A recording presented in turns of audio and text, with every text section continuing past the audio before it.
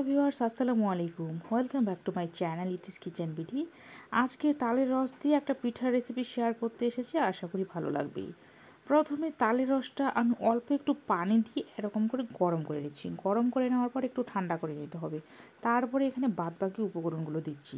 এখানে 2 কাপ আটা, 2 কাপ চালের গুঁড়া আর সাথে 2 কাপ চিনি দিচ্ছি। একবারে পারফেক্ট এটা মিষ্টি। এর চেয়েও যদি মিষ্টি বেশি খেতে চান তাহলে আপনারা বেশি চিনিটা দিতে পারেন। সামান্য একটু লবণ দিয়ে অল্প করে পানি মিশিয়ে এরকম ঘনত্ব অনুযায়ী একটা ব্যাটার তৈরি করে নিতে হবে।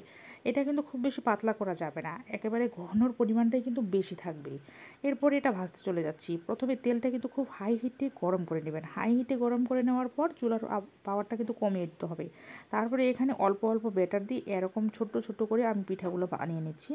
প্রত্যেকটা পিঠাই এতটাই ফুলকো হচ্ছে যে আমি আপনাদেরকে বলে বোঝাতে পারবো না। আর পিঠাগুলো এতটা নরম যে যারা পিঠা খেতে ভালোবাসেন, যারা পিঠা সব সময় খান, তারা হয়তো বা দেখলেই বুঝতে পারবেন।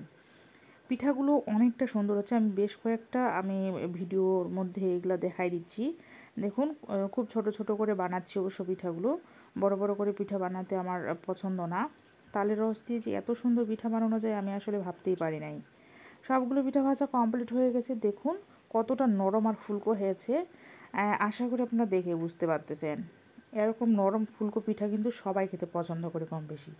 আশা করি ভিডিওটা আপনাদের ভালো লেগেছে। ভিডিও ভালো লাগলে অবশ্যই লাইক কমেন্ট শেয়ার করবেন। খাবার অপচয় করবেন না। ধন্যবাদ।